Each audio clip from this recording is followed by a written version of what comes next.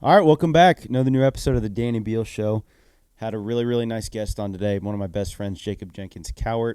Really good interview with him. Talked a little bit about, obviously, his upbringing and all that good stuff, but got into his recruitment, got into his Pirate career, relived some funny memories, told some funny stories. Talked a little bit about his pro career, especially this year, and how he's handling some struggles he's been through mentally, but how he's going to bounce back and finish strong this year. We'll all be rooting for him, obviously, but good to catch up with JC. Hope you guys enjoy this one. And let's go. Let's hear it.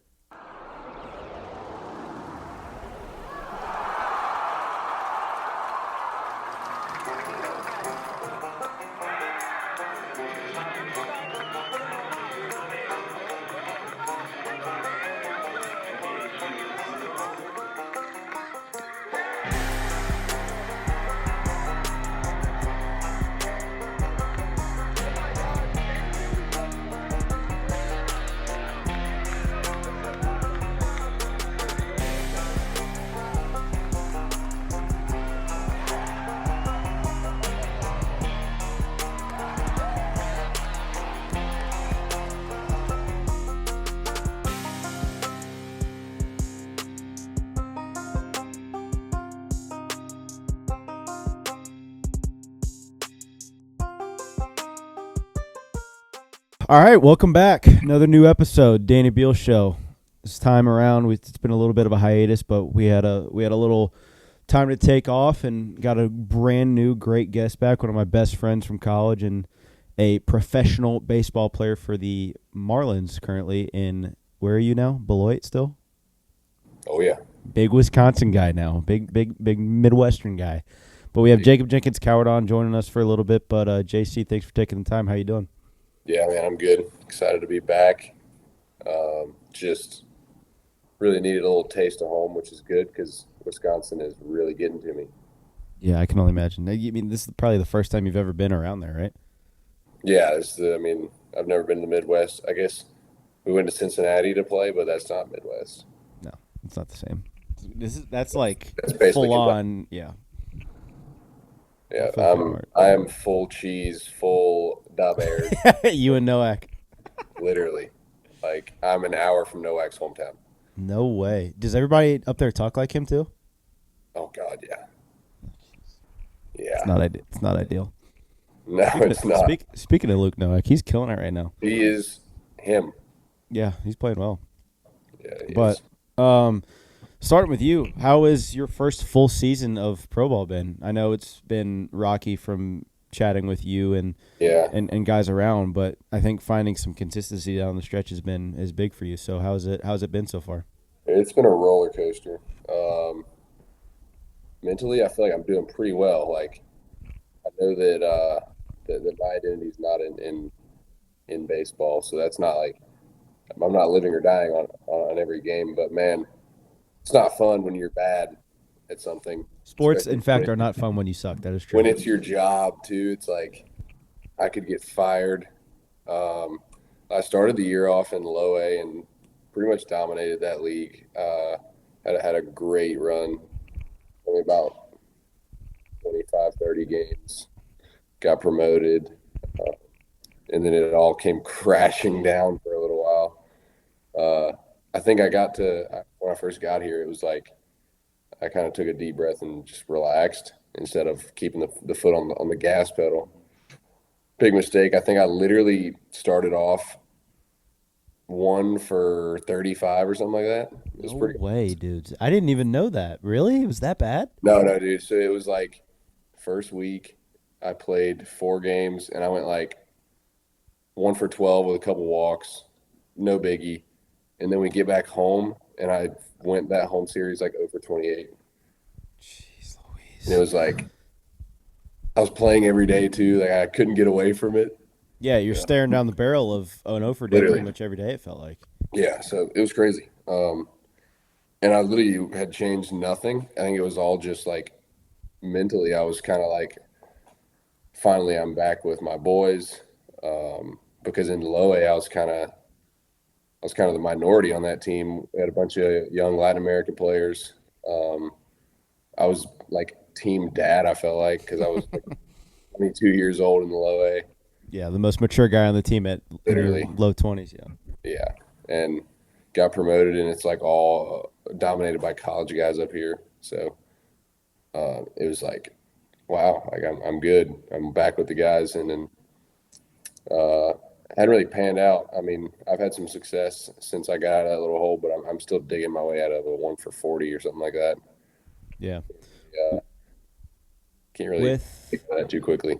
with only a couple weeks left, how do you kind of like, I don't know, like use the momentum, or I guess in your words, a little momentum that you do have? Like, how do you mentally get out of that funk and like realize that, all right, it's just time to finish strong? Like, obviously the year has in totality hasn't been what I wanted it to be, but like Hmm. I can use the last 2 weeks to just get on fire and take momentum into the off season.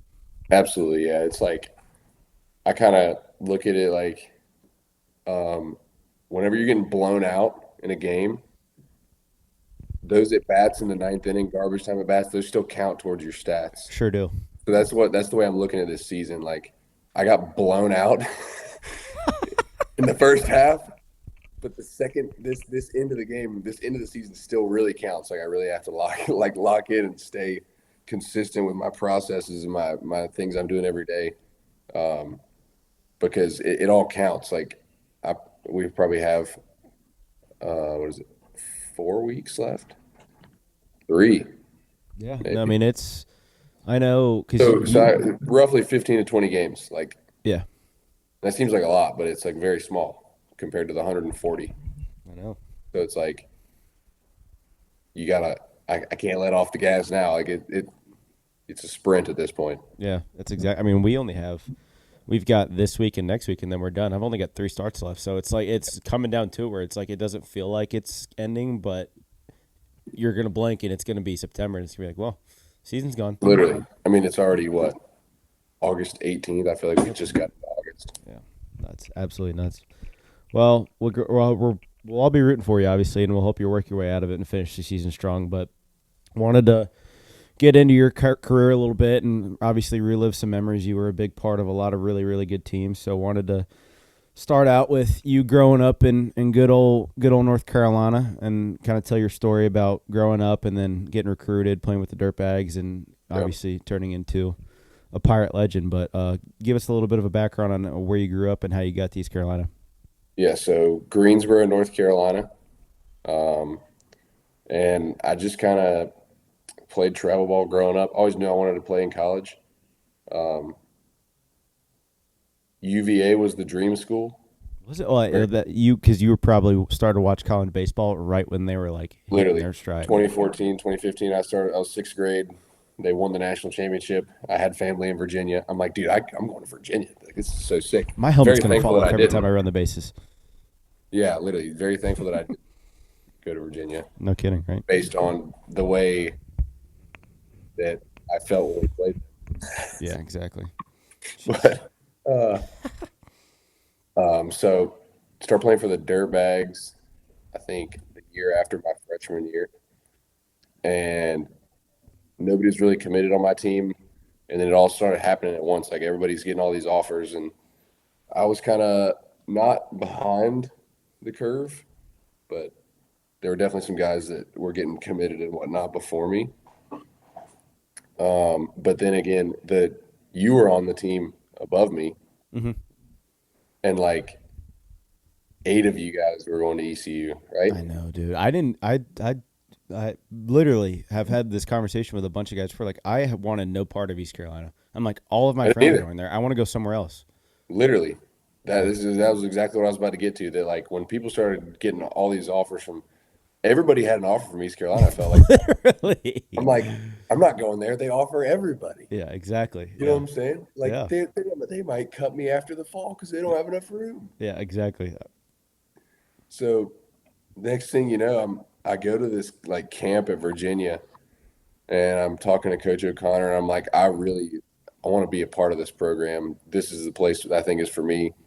And they were recruiting me, but like they weren't like too crazy about me Yeah. uh, yet, I guess, or maybe never at all. Like I want to be here. Like this is the place for me. You guys might not want me, but I want to be here. I want to be a Cavalier. And he was like, "Thanks for coming to camp." Like, that's tough. And I was just like, "Ooh." Mm. Yeah, it's gonna suck. So I went to I went to an ECU camp the next weekend, and it was unbelievable. There was only 19 of us at this camp, and it was only $50. You It didn't was know in the about Elite that? 100. No, it was. This was. This is the only camp of this kind. This has only Never heard of happened. it. I was the only Really? from this camp that committed to East Carolina. Everybody else played in the SEC. Oh, Or okay. um, Brandon Clark was at this camp. Austin Hawk was at this camp. Good players. Tyler Dean. Yeah, Tyler Dean. Jeez Louise. A lot of great like. But anyways, I go to this camp, and first of all, they told me the camp was going to be $50, and I'm like, "What am I going for an hour?" Like, Yeah, what is I'm taking BP and I'm but leaving? literally, but it was just because there was only 19 of us there, and it was kind of under the radar thing. Mm-hmm. And went to this camp, and had a great time. Literally, half the camp was just like a visit. We were just touring. Yeah. They were showing us around. We got on the bus with Eddie, and like literally, he's taking us around campus and whatnot. And I'm like, dang, this place is sick. Still want to go to Virginia though. Like, isn't that sick? But I was the only one to hit a home run in batting practice that night. We took BP at night there. It was sick. I was the only one to hit a homer in BP, and it was like, uh, I'm like fully expecting to get a scholarship offer at Oh the yeah, end you're like I'm walking in the cliffs off, of so him. I'm Yeah, committing right like, now. Yeah. and but I was like, but I was like kind of like feeling like too cool for school. Honestly, I'm like, yeah, they're about to offer me, but I'm going to Virginia. And then Jeez, dude. and then we watched this hype video. You know, the hype video that they Mm-hmm. show every It's been the same hype video. We've just added on to it for 6 yeah. straight years. And I'm like, whoa, This is kind of cool. how many people are at every game? Yeah. Like I'm an adrenaline guy. I like putting on a show when I play. And No, really, it's not like you. exactly. And there's 5,000 people at every game. I'm like, This might be the place. ooh, I think I'm going to ECU, fellas. And but anyways, I leave the camp. I'm shaking the coach's hands and whatnot. Coach P just goes, "Yeah, we'll be in touch. Thanks for coming." You know, stuff. Coach P. I'm like, "Oh my god, See you, buddy. I suck." Nah, I am going. Whatever. And then next like 2 days later, I call Coach G and whatnot. And they drop the offer on me, and I'm like, "All right, that sounds good. I'll get back to you in a couple of days." And I literally called him like 2 hours later, and I was like, Yeah, I was "I'm gonna say. Yeah, I figured. Yeah, there was no way. Every recruiting story that I've heard from all of our old teammates have been like, yeah, it didn't take very long. Like they offered, and yeah, it was within the same day or the next day. it was full convinced. Like Yeah, nothing was." And I told my parents, I'm like, "I want to go to ECU," and they're like, "What? Shouldn't you wait a little while?" Like, nope. you got all these other schools interested in you. And I'm like, "No, thanks." Yeah, no, I'm good. I don't need. Yeah, I was the same Yeah. way. What year And was then that?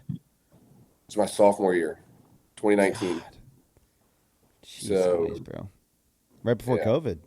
yeah, it was. So that was sophomore year, 2019. It was January, so right before the season. And then I hadn't even played a varsity game yet. It was kind of crazy. I'm sure it was the same way for you. I thought you got called up. I mean, I sat the bench for playoffs. Oh, My okay, I got you. yeah. But then my junior year was obviously COVID. That was your senior year, Yep. and then that's when we roll from there. But So like I feel like it was. I can only imagine how tricky it was because your class wasn't filled out before COVID hit, or was it? You might not even know. almost is very, very close because we were right in the middle of the rule change as far as coaches That's right. communicating to players. That's right. So like when Beaker and McChrystal committed, Mhm. Coach G was able to call them, and then that rule changed where we had to reach out to the coaches kind of deal. So That's so weird. I mean, it's crazy to think about that. I mean, yeah, it's been 6 years since that happened, but oh boy, you get on campus and what I mean, everybody has their own freshman fall story, but what was yours like? Obviously, playing outfield and first. I mean, it was mostly predominantly first base initially, but Yeah, yeah. what was that whole fall like, especially with Mission Week too? I'm sure we'll get into some Mission Week stories about how you and I were the Dude, dynamic duo. my fall was like, I feel like I was. Everybody goes through, I think, like the nervousness of it and like the I Hmm. can't screw up mentality. But at the same time, like I was like kind of like balls to the wall, like you know, just kind of reckless with it almost. Hmm. Like I didn't really do anything super bad, but I wasn't scared of anything. I wasn't No, scared. you were the most comfortable freshman in terms of socially and performance wise I think I've ever seen I in wasn't college. scared of the coaches. I wasn't scared. I mean, the worst they're going to do is like run me into the ground and like, what, I'm going to throw up and then Yeah, wake up the next day and feel fine. Like, and probably do the same thing again. yeah, like physical punishment has never been something that I have shied away. Like, it's not scary to me. So, like, Hmm. I guess I wasn't scared to mess up. You know what I'm saying? Like, I just, I knew I tried to do what they told me. And, like, when, like you said, aggressive mistakes. I think I Yeah. could have majored in aggressive mistakes.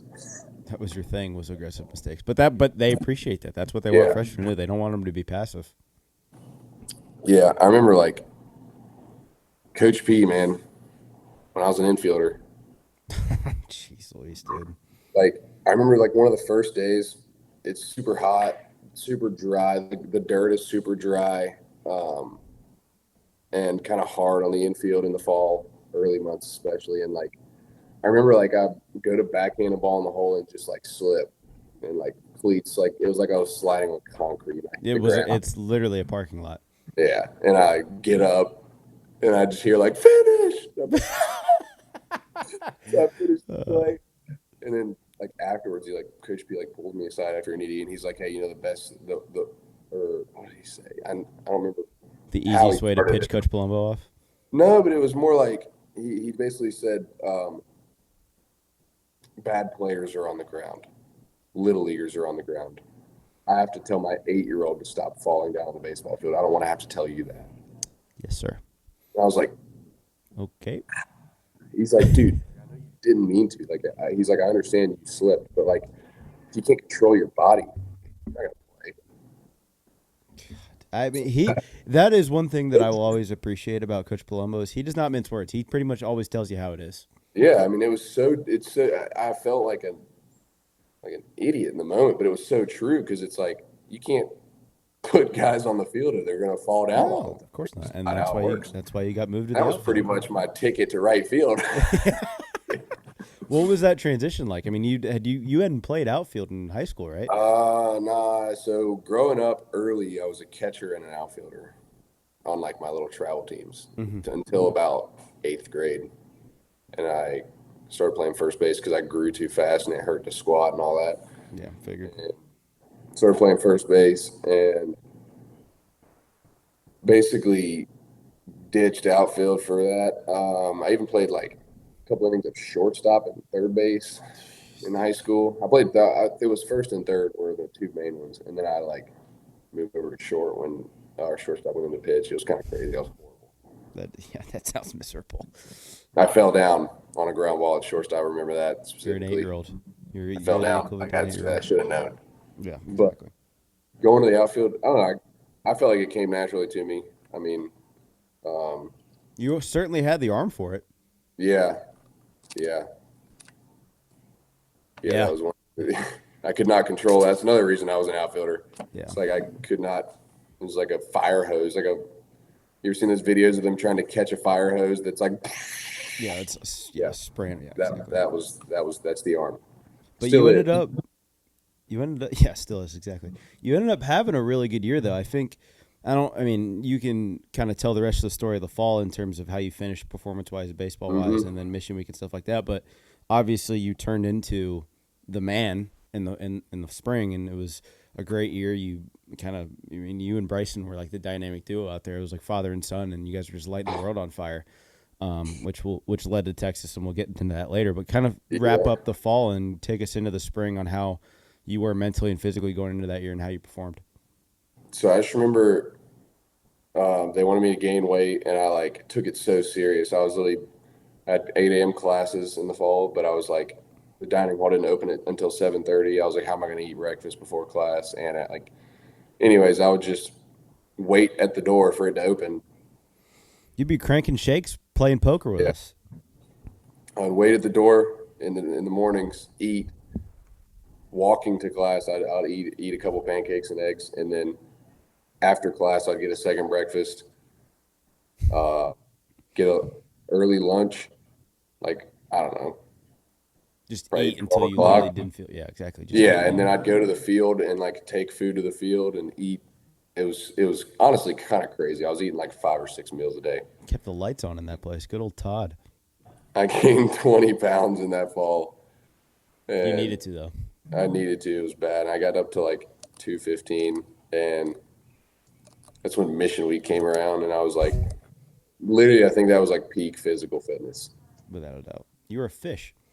Yeah, that was a good time. Um, That team was what, so good.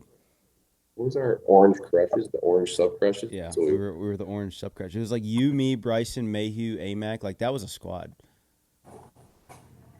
I don't know. Is AMAC on our team? I'm pretty sure Amac was. Maybe. I don't know. We were pretty unbelievable though. Well, it's just because no, and you were such a late pick, and Yeah, I was like a fifth rounder. didn't you win MVP? I did. Yeah, that's what I'm saying. As a freshman, that doesn't happen. Like that was. Let me see.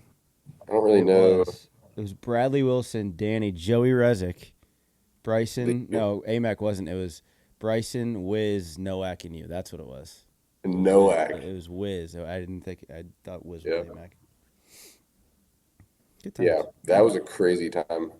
I don't know. I don't know what I was running on fuel wise back then, but I've never performed at a physical output like that I did in that weekend.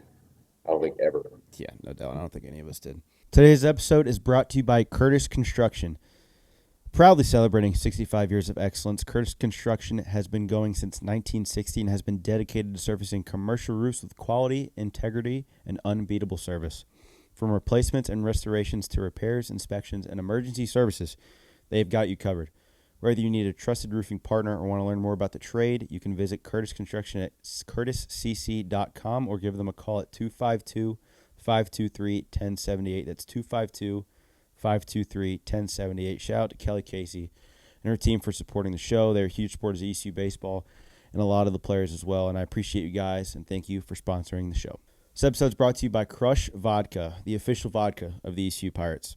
Crush Vodka is made right here in downtown Greenville. It is 7 times distilled, twice filtered over coconut shell carbon. Crush Vodka is also gluten-free and sugar-free. You can find bottles of regular vodka, orange, vanilla, cherry, grapefruit in ABC stores throughout Pitt County, and it's coming to all ABC stores in the state very, very soon. 100% of the profits from their regular Crush Vodka is donated to Team Boneyard to support ECU Athletics as well. Shout out to Brett Oliveria for support of the show. Crush and Sup Dogs has been great for the community, and of course ECU Athletics, and we appreciate your guys' support of the show. Thank you guys. What was the when you got to the spring after being home all off season? What was kind of your mentality heading into the season for the first time? I guess. Yeah. I remember in my fall exit meeting. Well, first of all, let's go back to the end of the fall season when we do the rankings. Oh yeah. And I'm sure you've heard the story. The how you see it. I'm sure I have. Yeah, the how you see it, everybody ranks everybody and it goes up on the board and I'm like the 14th best hitter and I was like, are these guys serious? Like I thought I had a good fall. Yeah. I really don't know if I did or not statistically, but I was like, these guys are freaking crazy. Mm-hmm. And Coach G told me in my exit meeting, he's like, I'm not going to guarantee you a spot in the starting lineup, but you should get like, your fair share of opportunities. Like you're not going to play day one. I don't think so. And blah, blah. But just keep working, the standard freshman exit meeting. Yeah. I'm like thinking to myself, like this guy's losing his mind. I don't know why. It's like, it goes back to when I was like I didn't know what to be scared of. I wasn't scared of anything. It was kind of like, why is this guy, how could he not play me? I was just so delusional. Mm-hmm. but it was like, I guess, a good thing. Just blind confidence, but you didn't know any better, which was good. Yeah, I didn't. We got back in the spring, and I remember I had like two pretty solid at bats off a whiz and hunt, and then I started playing with The varsity. the varsity team. It's every once in a while. I got moved up to so For I got people moved. that don't know, what Yeah, and I'm sure I've told this story before, but fall is different. But especially early spring, preseason, we'll have a varsity and a JV team, which is basically varsity is our Friday night guy, and then all the starters, and then JV is everybody else. And yeah, they used to call him Cam Clonch used to call him Scrap Pack, and yeah. basically, the guy that's literally just all the But grinders that don't. they always beat our ass. Excuse my Every single time that we would JV scrimmage, was Scrap undefeated. Pack would beat the Undefeated. crap out of varsity. It was crazy every time, and it would make CG so mad because like this is my Yeah, nine, and we're getting our butt kicked by the relievers. literally. Yeah. Yeah, it was. But I remember I got moved up to varsity for like two scrimmages, and then I didn't start the year. But I was like still kind of like, man, really think I could be playing here. And then I got a pinch hit on Friday night. Mm. Well, we're getting our doors blown off Yeah, by Bryant. not great. And I started Saturday and went, I think I had like two at bats, one for two, knock, and I was pinch ran for Hmm. standard. And then Sunday I didn't play, pinch hit opportunity, punch out. We'll see you. Yeah, I'm have like, a weekend. we'll see you guys. Yeah, it was fun playing this year. Jeez, you're in And then timeout. Campbell, I didn't play. We won that game.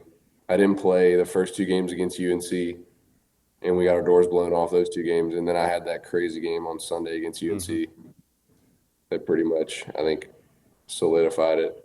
Yeah, I agree. And you ended up having one of the better freshman years I think of any ECU baseball player ever. I mean, you played your out of your mind. I mean, you played right field as a freshman when it was not. We didn't really have a solidified outfield, and that was the year we went 500 through 30 games, and nothing was really solidified. We didn't have a rotation because Wiz did what Wiz did, and then it was just the entire lineup was always riding a roller coaster. And obviously, the 20-game win streak happens. You're a big part of it, and you know the we win the regional, we play Texas, and we can briefly talk about it. But Texas was one of the great Yeah, atmospheres, obviously you've ever played that in, and was, a lot of us did. But yeah. what was the win streak like? What was that performance like? Dude, I And remember it was unbelievable. Kind of like when we got hot there. I remember playing golf. I think you might have been there. Maybe not. I don't know. I think it was me, Ryder, Sailor, and it might have been you, the fourth. okay, But I remember we're driving back from the golf course. We got I like actually do one. remember that we went to Cypress and Sailor chipped in Yep, from like 120 yards. I actually do remember that. yep. Shout out Garrett And Taylor. we're driving back from the golf course. We got one weekend left. And I remember us talking about like, there's no way we lose another game. It was like we were just like, dude, I don't think we're ever gonna lose again. Like, we can't stop winning. And it's not And like we were super talented either. That was the crazy no, part. no, we were not good. Like we should not be that good, dude. I know. I mean, it was crazy. And then I think losing that first game to Coastal was so big for us. Just kind Like, of get our head back on straight going into Monday. yeah, I think Yeah. we needed that at least to compete against Texas because we had no business competing with them. No, for sure. They were super talented, and the It was fact that the we best won. offense in the country. I mean, we were what 7 outs away from Omaha. Is that what it was? Yeah, It was something like two that. outs in the seventh, or 1 out in the seventh, Yeah, whatever it was. But either something like way, that. yeah, not ideal. But you had a great year, like we said, and you go into the summer and play with Burlington with McChrystal. What was that like for your confidence to kind of keep it going off from all the momentum you had and made in the spring? Yeah, I kind of got to the sock puppets and basically it was Crystal, a like, crazy name, by the way. yeah, great, yeah, great. Sock Whatever. puppets, good jerseys. Yeah, but I was kind of just like, this is the All-Star break. I felt Hmm. like I was just playing All-Star games over and over again, and Summer I ball didn't. also isn't real, so. Yeah, literally, I didn't. I don't even. I don't know. I think I hit like 250. Hmm. Like, but I also like did not take care of my body. Um, I was living at home, so I was Mm-hmm. like pounding beers whenever I wanted to. Yeah, Like exactly. it Yeah. was just it's like It summer was. ball. It's like Yeah, it was taken with 0% seriousness, that's correct. and I hurt myself. So destroyed my hamstring basically, and then that did not lead. That kind of I think that led to like a pretty rough sophomore year in total. Yeah, I think that was going to kind of be my next point was you came in the fall. I think you will admit kind of like, all right, I'm the man still. Like Yeah, I can yeah, roll the balls out and 100%. go hit 300 again. And it I don't it by no means was it bad. I think mediocre Yeah, and is too hard on yourself. But I think if you had taken it more seriously in the moment, I think you would have performed way above your standards. But on top of the fact you were out for like 3 weeks after you fouled a ball off your nuts, so that probably didn't help either in the middle of the yeah, season. yeah. So that fall was like I literally like my face was on everything, Mm-hmm. That's all correct. over social media. Every holiday post was me for ECU baseball, and I Yeah, was like, I'm literally. um, and horrible fall. Like literally, like I think I hit like 180. Yeah, it wasn't great. Uh, That's right though. and then that mission week came around again, and I got my head back on straight. Like it's like I needed more physical punishment to Literally. figure it out, I guess. Yeah, and then the whole start off the season pretty hot, and then the whole injury happened. That was the So dagger. I have a video of it still. Do you want to see it Is it the one from from behind like home plate? yeah, let's roll it more. All we can try to find a way to edit it in, but it is. This was when did April? Was it April? Yeah, it was after the NC State game playing UCF. I'm literally the peak. I think I was like peak performance at that point as far as You were playing well, yeah. and for those of you guys that remember, JC hits a foul ball, which I've never seen done before, literally right off his testicles.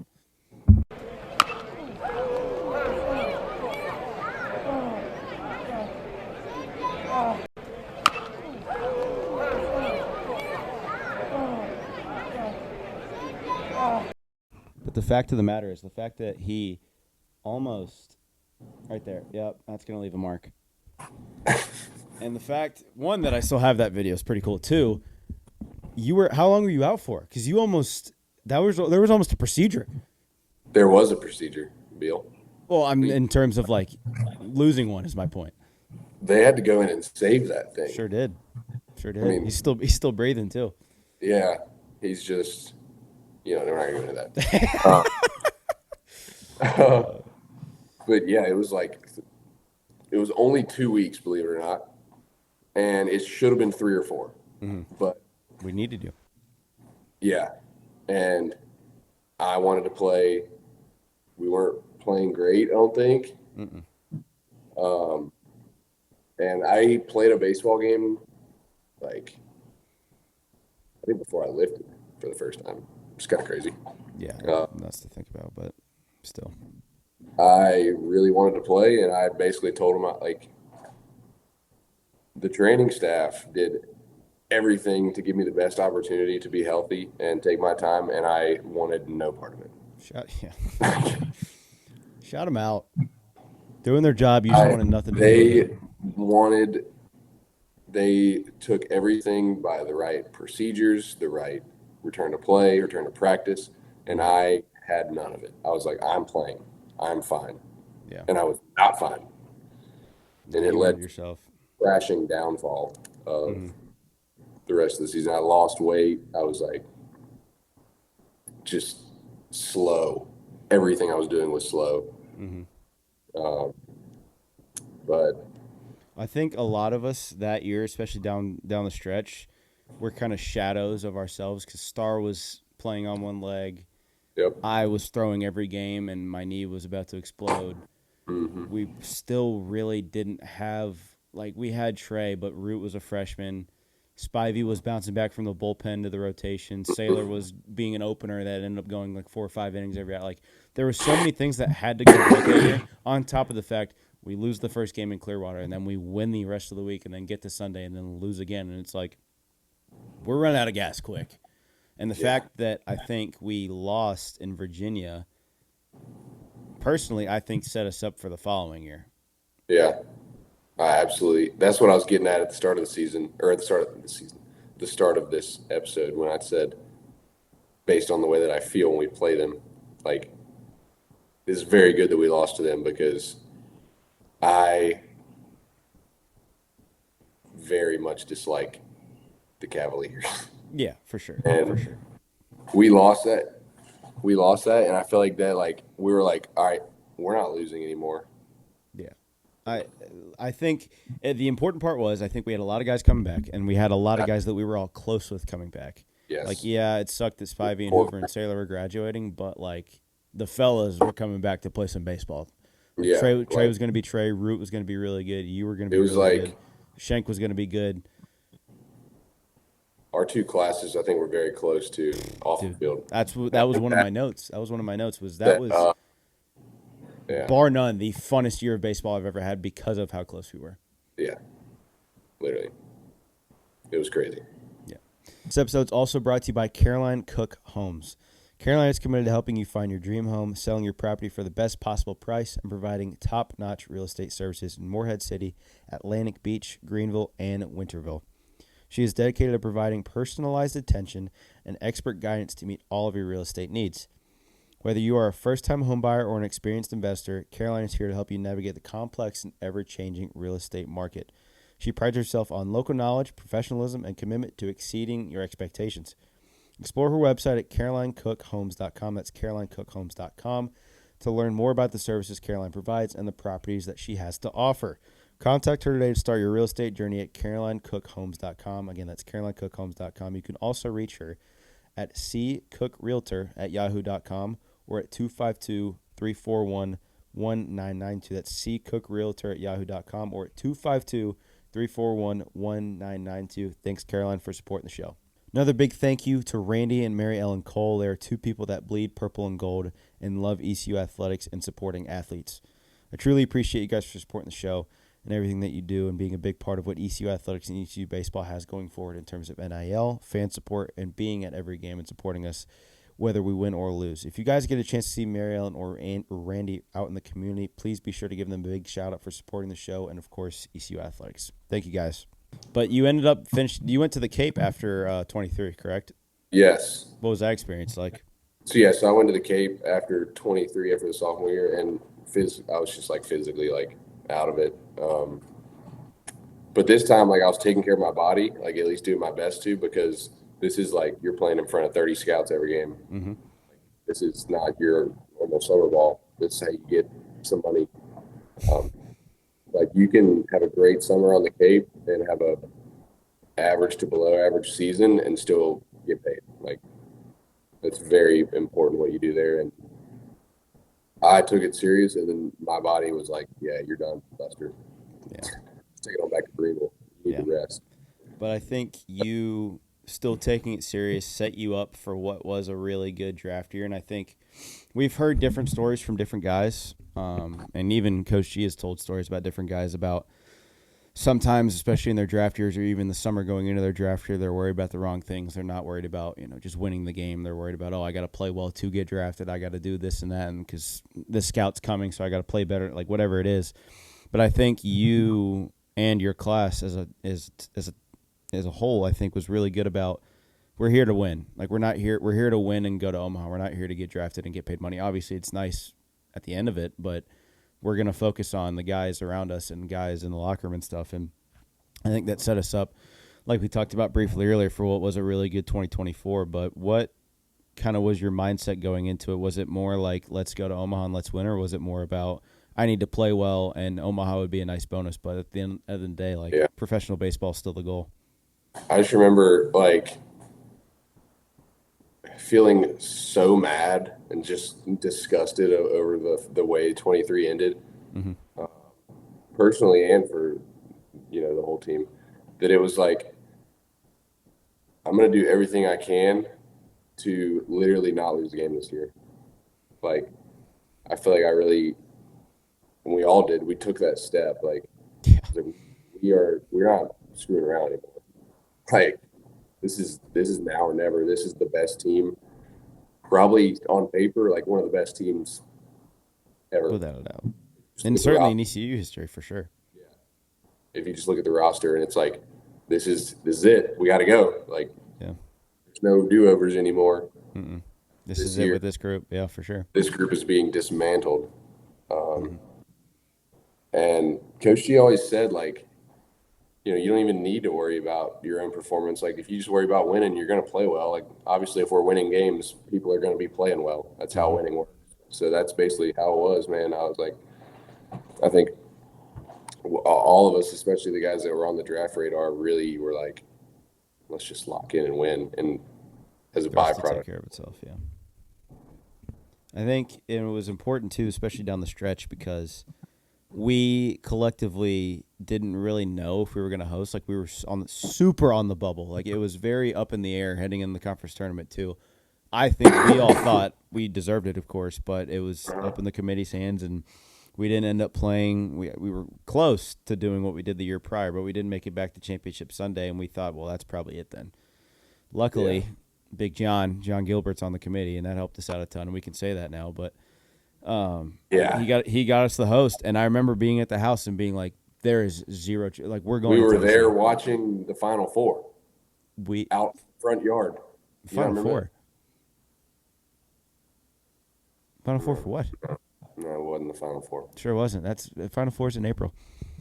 We We were were watching we were baseball. in the front yard. I Yes, know we were that. in the front yard, and I remember when Coach G texted us, and it was all like, "Hey, we're hosting. It's going to get announced in like 20 minutes." We were all like, "Oh," I was like, We "We're threw we're going to Tennessee. Let's see you we there. threw a wager. Yeah, Book the Knoxville hotels right yeah, now because we're going." But that weekend was a lot of fun. I think it was a good, nice little, and I know it obviously didn't end the way that it should have, but it was one last hoorah for that group and that kind of era of ECU baseball. And I think yeah. even though Riley and Jake were here last year, I think it was kind of the end of that era, in my opinion.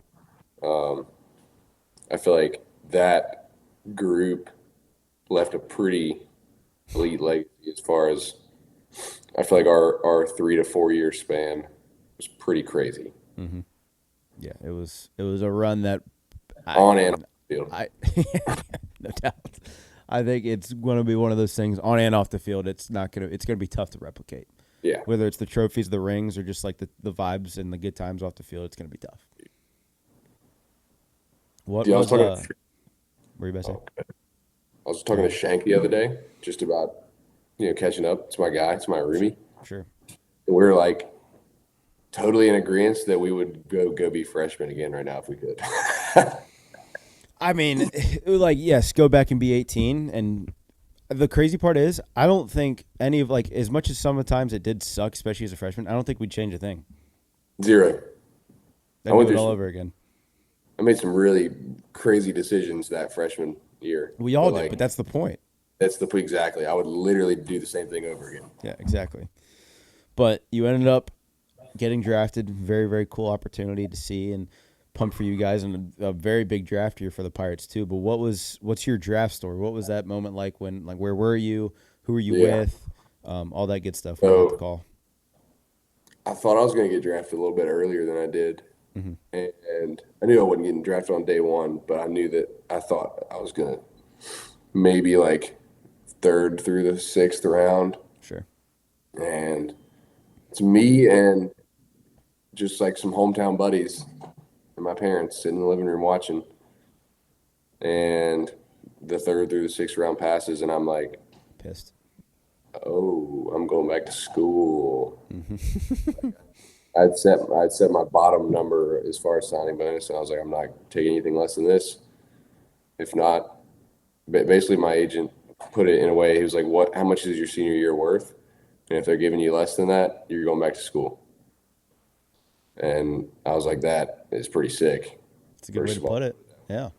And but anyways, passed over. I got told I was getting drafted by like Astros in the 7th round, Marlins in the 7th round. But crazy thing about the Marlins picking me in the 8th round is I'd never heard from the Marlins ever, At all? ever. Really? So you never even No, had like meetings or anything with them? not even. I mean, maybe the fall scout meeting. Wow, that's crazy. I didn't know that. Yeah, never. And they're big on that actually. I don't know. They did that to Cam Canarella this year. Just not talk to him and then pick him up. Yeah, they just drafted him. Interesting. He's a great guy, by the way. Been getting to know him. Yeah, you have. Um, but yeah, it was pretty crazy, and I was like, "Yeah, let's do it. Let's um, sign the deal." And immediately you got thrown into the fire, and that I was was about to fun. say that leads into the Yeah, next point. What was that first year of kind of yeah.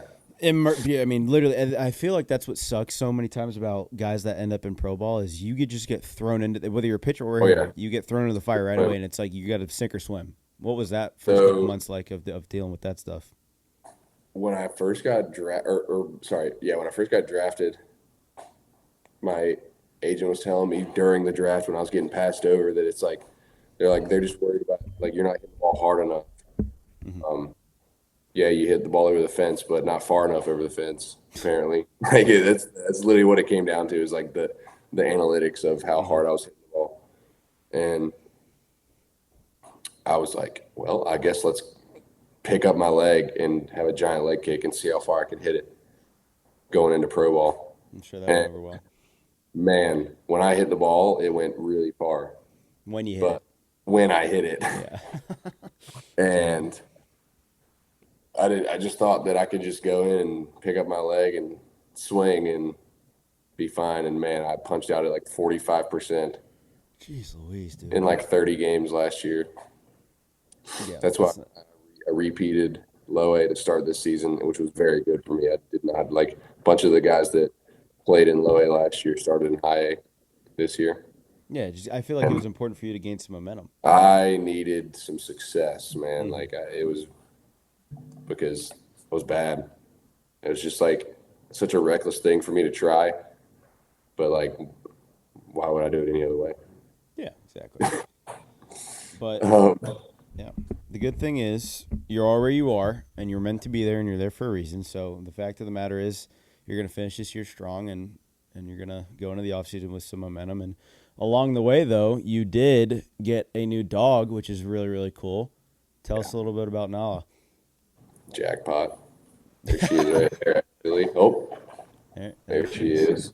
Nice. Um, She's grown up fast, dude. yeah, she's huge. She's actually with Taylor right now, but Hmm. with my girlfriend. But man, that was like me and Taylor, my girlfriend, took a big step as far as we're gonna live together this past off season and give that a try because I we both believe that before you marry someone, you should live with them. Hmm. If you can't do that, then you shouldn't marry that person. Hmm. We lived on our own in a little rental house with Nala, and I've never. I mean, oh my God, it was the hardest thing I've ever done raising that thing. I think if you think you're ready for a child, you need a puppy. Puppy might Dude. be worse. Yeah, Holly wants to get a dog too, and I'm like, can we pump the brakes, please? Every single time I talk to JC about a puppy, it's like nightmares. Well, but it's like it's so rewarding, but man, it is hard. Yeah. Like she'll walk beside me now with no leash and not really go anywhere. She listens to me, and we've got her trained to a T just about. But Did you man, train her yourself?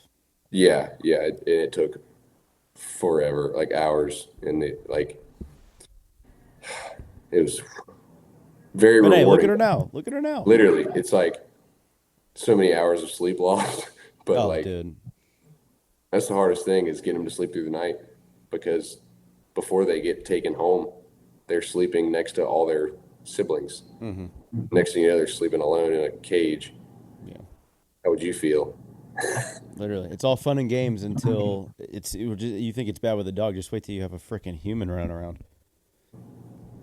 Yeah. Not there yet, though, right? Not there yet. Nope. This episode is brought to you by Young's Physical Therapy and Sports Performance. It is the only clinic in Greenville that you should be going to for your PT and training needs. They specialize in physical therapy for athletes in the active population, and their PTs are sports-specific and know how to treat any injury. They also have private, semi-private, and team training for workout classes or conditioning. And they are all highly trained professionals who collaborate and utilize a team approach in an elite 9,300 square foot facility. Thank you to Kevin and Jennifer for supporting the show and being the official physical therapy provider for ECU Athletics. They are amazing in the community, and hearing Kevin's testimony on the show just a while ago it shows that they're good, God-loving people, and they're here for you guys to work together to make you stronger. Thank you, Kevin and Jennifer Youngs, for supporting the show. This episode is also brought to you by my guy, Brandon Manning. From his days as a Pitt Community College Bulldog to his years at ECU, Brandon Manning bleeds purple and gold in anything local sports. Born and raised in Pitt County and your local Farm Bureau insurance agent in Winterville, Brandon can set you up with auto, home, life, and health insurance by calling him at 252-531-1812. That's 252-531-1812. Thank you, Brandon, for supporting the show and being an avid ECU baseball supporter. Your fandom does not go unnoticed, and we are super glad that you are a Pirate and so grateful for everything you do in the community, helping the kids how to learn to play the game the right way. Shout out to you, Brandon Manning, for supporting the show. Appreciate you, man. This episode is also brought to you by Tiebreakers. Tiebreakers is open every day at 11 a.m. and is the best place to watch your favorite sports while enjoying the best wings in town. They also offer sandwiches, appetizers, cold beer, and more. You can follow Tiebreakers on Facebook and Instagram for daily updates. Tiebreakers is in Greenville at Bells Fork on Greenville Boulevard and in downtown Winterville on Railroad Street. Thank you, Braham and Tracy Anderson, for supporting the show. Really appreciate you guys. Tiebreakers has always been a great spot that a lot of the guys, when I played, would go hang out and eat at. The service was always top-notch. The food was always great, and there are always sports on. So shout out to you guys for being supporters of local and ECU athletics. And, of course, thanks for sponsoring the show. Appreciate you guys. Well, as all the people want to know, and as we've talked about a lot, we need to do an ECU football preview with my fifth quarter brethren. So we can go through the schedule. How do you want to do this? I mean, we can go down each game and give us a record. How do you want to go about it? Or do you just want to give your initial thoughts, and then we can do that? Let me pull up the schedule. I have it with me, too, if you want me to read off the games. But they only have the spread out for the North Carolina State game. I've given my record. Are we like 12.5-point dogs? That's correct. With a 60.5 point total at plus 340 on the money line on ESPN Bet. I think we're going to cover. If you're into that kind of thing. Okay. I am interested to see, and as I mentioned this a couple weeks ago on PRL, we're in a 4-game stretch in September and into the first week of October where I think the rubber's going to meet the road. That's going to kind of be a telltale sign for how the season's going to go. Yeah, BYU, Army, and Tulane back-to-back-to-back. I was even starting with Coastal on the road. You go Coastal on the road, BYU, Army at home, and then in New Orleans. Coastal on the road, dude. It's a road game, bro. Okay, that's fair. All right, so they care. It's like they have a pretty decent atmosphere, I think. Yeah, it's not huge, and all the concessions are free. If you hadn't heard about that. That's right. That's correct. Yep. Wow. Isn't that crazy? Not beer, though. Beer would be irresponsible, but all the concessions are. Yeah. That's crazy. All right. So give us your initial thoughts on the team and what you think is the expectations, and then we'll go through your record. I think I'm a huge Caden Hauser fan. I don't know. He first can't of all. I actually had a teammate from Michigan State that was like, dude, Caden Hauser stinks. I'm like, maybe Michigan State, but man, you ever seen that guy in purple? That's right. I'll tell you what. I mean, he came back when he showed up last year in like week 6 or whatever it was. He had like 499 QBRs in a row.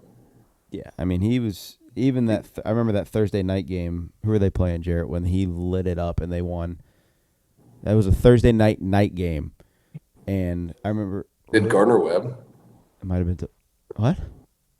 No, I think it might have been Tulsa. I think you're right, but he absolutely lit the world on fire. And I remember we had box seats because we were sitting with a donor, and it was like he was just chucking up bombs from like 50 yards away, and it was just right in the bucket. I'm like, we got somebody special here. If he sticks around, we're going to be good.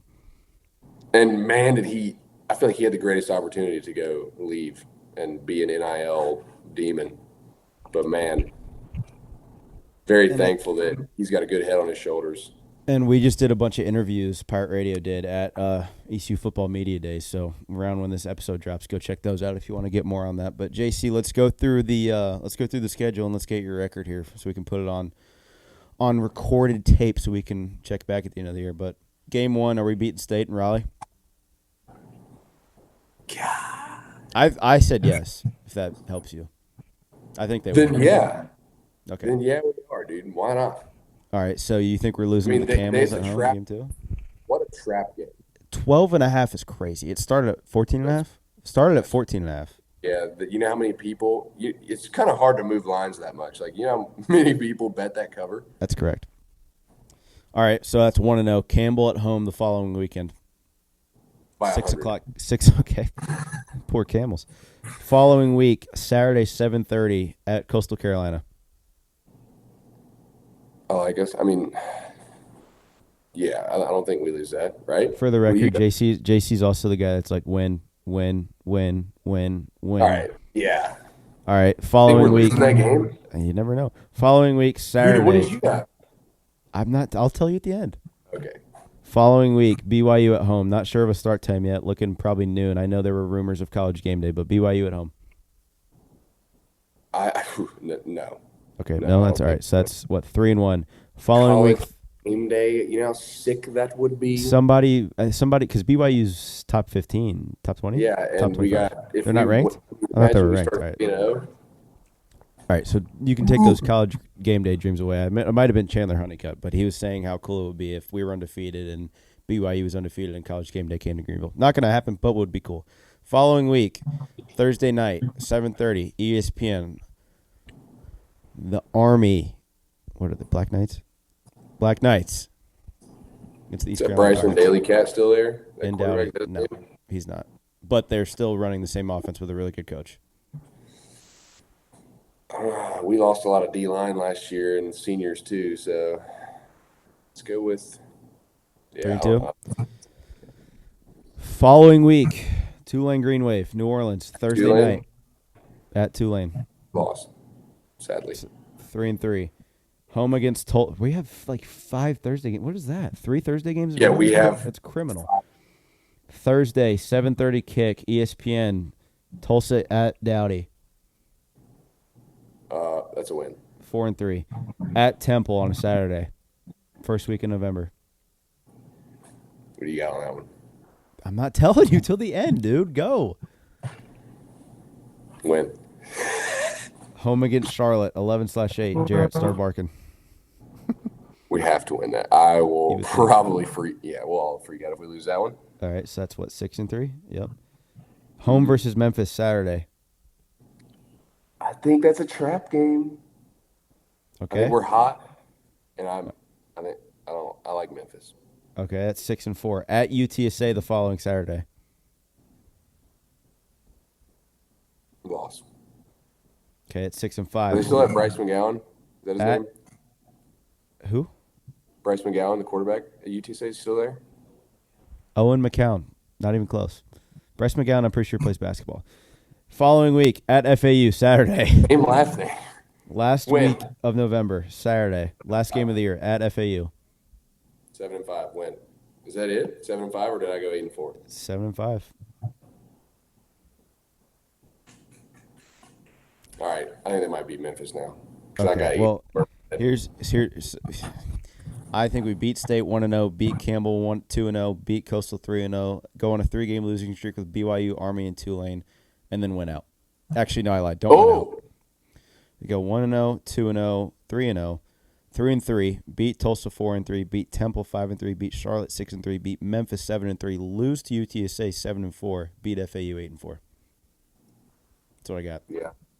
It's bowl eligible Pirates, baby. Yeah, I think we're going to surprise a lot of people offensively this year. I really It's do. not- It's gonna be fun to watch. It's going to be a lot of 40 to 40 games going down to the fourth At quarter. least it'll be fun football if we lose. Literally. Like, if we're losing games, at least we're also scoring 50 points. That's correct. All right, couple more questions and we'll get you out of here. You've been gracious with your time. I know it's a off day for you, but still don't want to keep you too long. We've been very thankful for you, but these are quick hits. Basically what this is I'm going to ask you a question. First thing that pops in your head. Okay. I know you're really good at first thing that pops in your head, so this is Yeah. going to be interesting. All right, let's do it. Favorite game as an ECU Pirate? NC State, sophomore year. 23. Yeah. What happened? Tell the people. We had like 8 home runs as a team. We sure did. It was Star's birthday. Star's first game back. That's right. I forgot about that. That was pretty cool. Yeah. All right. Toughest pitcher you've ever faced? Ever? I mean, I guess you could. Let's do on our team in a scrimmage and then another team. Zach Rue was not fun. Yeah, I can imagine, especially as a lefty. Sure. Yeah. In college or all over? College. Oof. Graham Oseman, Long Beach State left-handed pitcher. Literally Chris Sale. You remember that? I did. Well, the dude was throwing it from the dugout. Yep. Yeah. Okay. Easiest Faced him. pitcher. Oh, sorry. Keep going. I faced him again in pro Did ball. you really? Yeah, he's Did with you the get a Reds. He relieved, and I think he walked me. He was like rehabbing. So That's annoying. All right. Is that what you said? So what? What was the next question? Easiest pitcher. Yep. Chris Kaler. Okay. I'm just kidding. I mean- Miss that guy. I don't really. That's a big. His name. Okay. Huh? Like easiest pitcher I ever faced. I wouldn't remember. Like their a name. guy that you literally you stepped in the box here and you're like, this is an auto knock. Whether it's There's a kid from UNC named Dalton Pence who's a really good arm and has really good pitcher. I stuff. remember that. You owned him, dude. I went like 4 for 5 in like 3 years. And they'd always find a way to bring him into face. You'd be like, oh, it's lefty. because lefty. of the There's no numbers, way. they're like be lefty. Yeah. You can't, But I had his number, so he's All right. he's really good. It's really, really good. All right. Is Chris Kaler your answer for a guy on ECU? Oh no. Okay. I had Elo's number. Yeah. Okay. I don't think he'd be mad about that. I think he'd probably agree. Like great pitcher. Like I saw him well for some reason. What is the funniest? I guess what's the fun? Like when you look back on college, and it could be baseball, it could be off the field stuff, and keep it PG for the love of God. What is the funniest moment you can think of like just a time where you were just messing around with the guys? It could be golfing, it could be us at the house, whatever it is. Is there one moment that's like, I gotta tell my friends about this? Yeah. When somebody jumped off the roof and broke the table in 22. Do you remember that? That was good. I do remember that. That was a tradition at that point. Whenever we would win a regional, we'd have a table that we would use for whether it was like drinking games or dinner or whatever, and we had somebody literally like WWE like jump off the top rope and just pile drive right through it. Oh, yeah, that was epic. That was pretty cool. That was so funny. All right, last one, and we'll let you go. What is your favorite Pirate memory? Whether it's a game, whether it's a press conference, whether it's a time we went out with the fellas and you like were like, God, this is awesome. What is there one moment that you look back on in college? It could even be in a bet. It could even be Texas. Your home run against Texas. It doesn't matter. I just think probably the post-game kind of party, I guess you call it, after that Texas series. After we lost? Yeah. Okay.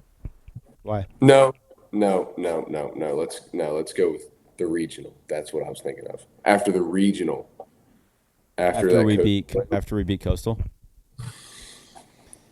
Yeah, Never partied on Monday night before. That was pretty sick. I think, and it wasn't even that we were like, hammering beers or anything, which, yeah, beers were drank, but like just the camaraderie of that moment, just the brotherhood feeling was amazing. Yeah, I think it was cool just because there were people that were doubting that we were going to come back and win on Monday because we got it shoved up our butt on that Sunday game too. And I think there was never a doubt because Spivey was pitching. We were about to host a super for the first time ever on campus. Like, that's correct. And it was a special moment. And that feeling was pretty crazy.